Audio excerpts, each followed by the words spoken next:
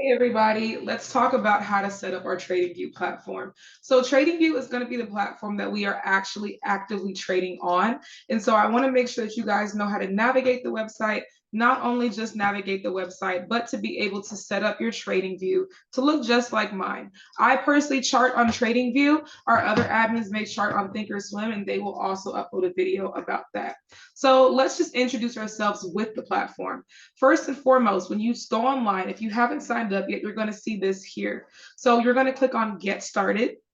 And here is where you are going to pick out your plan. So if you're watching this in November, they usually have a pretty good Black Friday sale. But if not, the prices are not that violent, in my opinion. So I personally have the Pro Plus plan. I think it has enough for me. If you want more, you can compare and contrast what they have on here. I personally just think I'm fine with the Plus plan. That's all I really need. That's all I've ever needed to use, and that's fine. You're going to need it non-professional. Okay, my suggestion is click the try free for 30 days before you guys go out and do the actual TradingView subscription, just so you can get a feel for it and know what you're doing. You're also going to be able to search for your charts on here. So if you see here, this is the free version right here. There's not a lot. We have our basic candlesticks. We have our daily time frame. Now, if we want to go to the lower time frame, we can see it like this. But if you notice, we don't have our pre-market or our post-market or anything here. It's just one time frame, pretty basic. Now, if we go to my chart, I have a lot more than just the basics of what you need on a chart. So here's what I have. First, you're going to want to go to the bottom. If you're at the top, it still says D. You're going to want to change it to one of these time frames. I have them all starred. So I use the 1 minute, 5 minute, 15 minute, 30 minute, and the 1 hour time frame to chart on. It just depends on what I'm looking for in the market or what strategy I intend on using. So for our purposes, let's go to the 15-minute time frame. That means that every single candlestick that you see on this chart represents a time frame of 15 minutes. Now, when we're talking about candlestick anatomy, you can be able to hover over the candlestick, and at the top where it says OHLC, it'll show you the open of the candlestick, the close, and the high and the low of the candlestick. So you can kind of have a gauge of where price is at. So at the bottom, you're going to want to change it from RTH, which it looks like right now, to ETH. The reason you're going to want to change it to ETH is because that is going to show you your pre-market and your post-market, which is going to give you an entirely new view to the market. Next thing you're going to do is you're going to want to change your time zone. So your time zone is going to be here. I'm personally in I used to live in California. I'm personally in Houston, so I am UTC 6. So that's the one that I use. That's the one that I am staying on. And so that's the time zone that I have.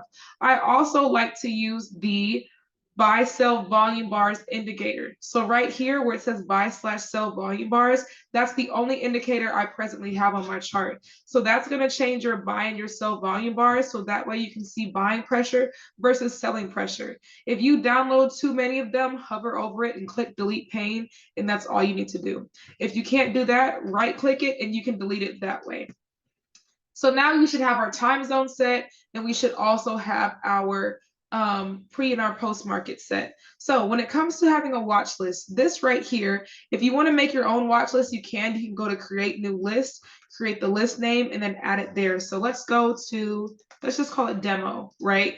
In order to add stocks to your list, you're just going to search them up. So let's say for my watch list purposes, I have NVIDIA, I have Meta, Apple, Tesla, QQQ, IWM, SPY, Microsoft, Netflix, AMD.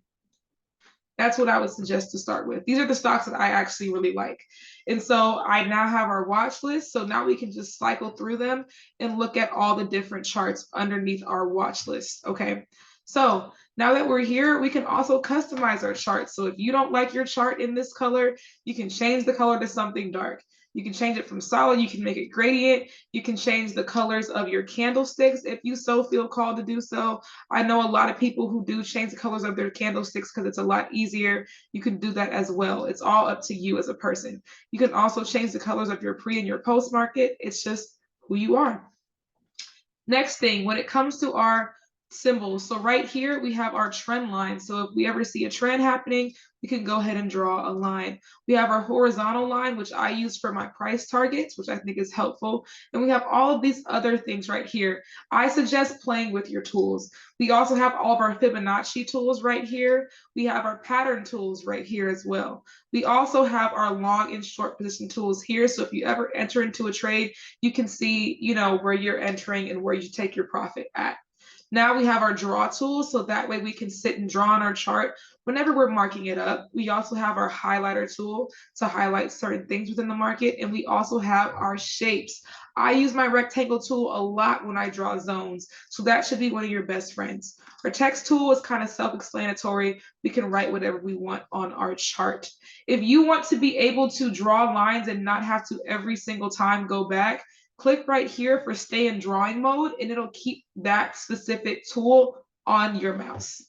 Next thing that's really important is this right here will hide all drawings. So if you drew something on your chart and you just want to go back and get the bigger picture, you can hide your drawings. This right here should keep your charts replicated throughout all of your charts. So that way you don't have to go back and keep recharting stuff onto your TradingView platform. But yeah, I know I talk kind of fast, so if you are thinking that I'm speeding through things, you can put the playback speed on like 0.75 or I don't know, something. But yeah, that should be able to help you guys with your TradingView setup. I hope this helps you guys, and I hope to see you guys in the Crystal chat.